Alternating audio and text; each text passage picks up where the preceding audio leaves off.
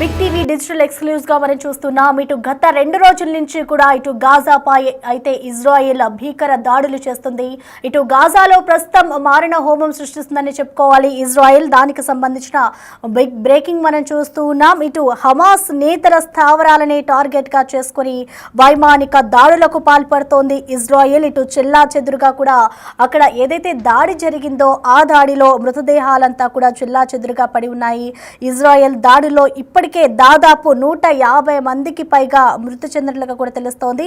ప్రస్తుతం మనం చూసుకోవచ్చు, గత 2 రోజుల నుంచి కూడా గాజాపై ఇటు ఇజ్రాయిల్ అయితే భీకర దాడులు చేస్తూనే ఉంది. ఈ దాడిలో ఇప్పటికే 150 మంది మృతి చెందగా కొంతమంది కూడా ఇజ్రాయెల్ ఏదైతే బంకర్స్ ఉంటాయో ఆ బంకర్స్ లో దాచుకుని మరి వాళ్ళ ప్రాణాలని కాపాడుకుంటూ ఉన్నారు. ఇటు బాంబుల శబ్దంతో కూడా గాజా ప్రాంతం అంతా కూడా హడలెత్తిపోతోంది. ఇజ్రాయెల్ దాడులతో చావు భయంతో ఇటు కీలక నేతలంతా కూడా పరారైపోయి ఇటు బంకర్లలో హమాస్ నేతలు ఆశ్రయం పొందుతూ ఉన్నారు. ఇటు వైమానిక నేవీ సైనిక దాడి చేస్తోంది ఇజ్రాయెల్. అలాగే ఇటు తీవ్ర భయాందోళనలో కూడా ప్రజెంట్ అక్కడ ప్రజలు కూడా బిక్కుబిక్కుమంటూ నడుపుతున్న పరిస్థితి కనిపిస్తోంది. ఇజ్రాయెల్ దాడులకు ఇటు గాజా అయితే గజగజ వణుకుతుందని చెప్పుకోవాలి. ప్రస్తుతం మనం చూసుకోవచ్చు, ఇటు గత 2 రోజుల నుంచి కూడా ఇటు గాజాలో అయితే ఇజ్రాయెల్ దాడులు చేస్తూ ఉంది. ఇటు ఈ దాడుల్లో ఇప్పటికే 150 మందికి పైగా ప్రాణాలు కోల్పోయారు. ప్రస్తుతం గాజాలో అయితే మారణ హోమం కనిపిస్తోంది.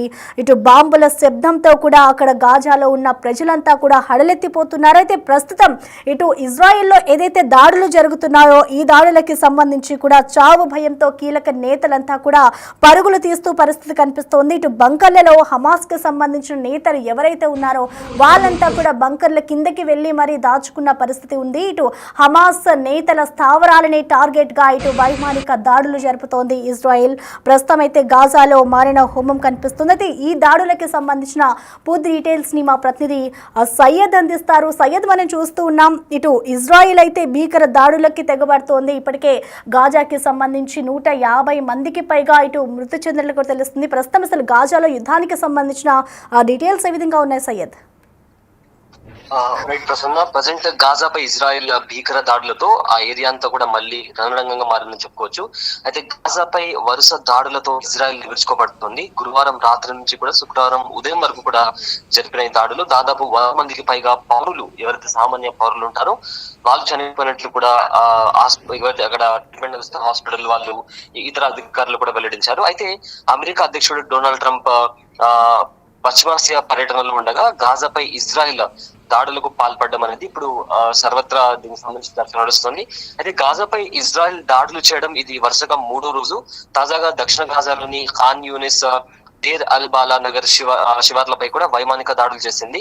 అయితే మృతదేహాలను ఇండోనేషియా హాస్పిటల్, అదేవిధంగా నాజర్ హాస్పిటల్ కు తరలించినట్టు కూడా అధికారులు తెలిపారు.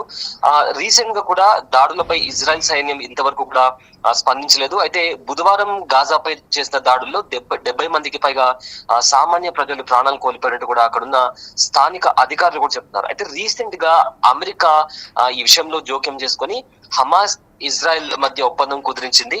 కానీ దీంతో ఈ దేశాల బందీలను కూడా విడుదల చేస్తున్నాయి. కానీ ఇజ్రాయెల్ ప్రధాని మాత్రం ఇటీవల మాట్లాడి గాజాలో తమ యుద్ధాన్ని ఆపడానికి ఎటువంటి మార్గం లేదని కూడా ఆయన స్పష్టం చేశారు. అయితే హౌతీలు తమపై దాడులు జరపడం పై ఆయన తీవ్ర ఆగ్రహం వ్యక్తం చేశారు.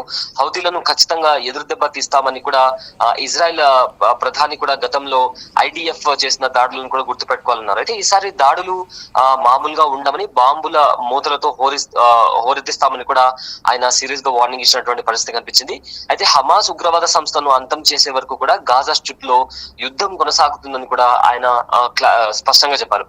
దీంతో కాల్పుల విరమణ ఏదైతే జరిగిందో దానిపైన కూడా ఆ కాల్పుల విరమణ ఒప్పందాన్ని కూడా ఇరువైపుల నుంచి కూడా బ్రేక్ చేసినట్టు కూడా ఇప్పటికే వార్తలు వస్తున్నాయి. ఇక గురువారం రోజు ట్రంప్ పశ్చిమాసియాలో మాట్లాడుతూ గాజాను అమెరికా అధీనంలోకి తీసుకోవాల్సిన అవసరం ఉందని కూడా ఆయన దీన్ని చెప్పడంతో కూడా ఇప్పుడు ప్రపంచ వ్యాప్తంగా కూడా ఇది చాలా కీలకంగా మారింది.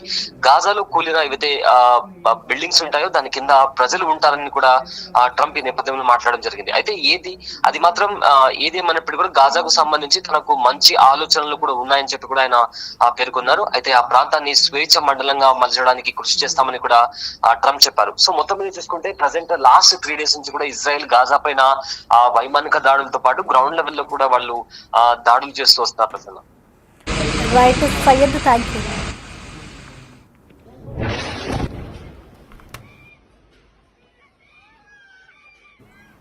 ఇక ప్రస్తుతం ఇటు ఇజ్రాయెల్ గాజాపై అయితే భీకర దాడులు చేస్తుంది. ఆ దాడులకి సంబంధించిన విజువల్స్ ఒకసారి మనం స్క్రీన్ పైన చూద్దాం.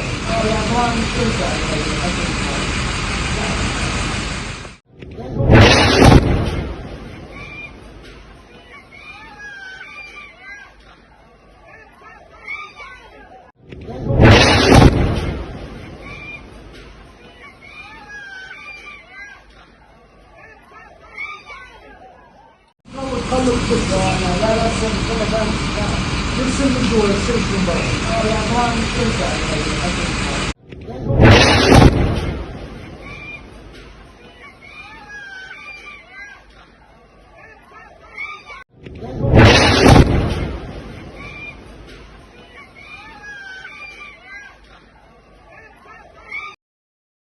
لا إله إلا الله محمد رسول الله.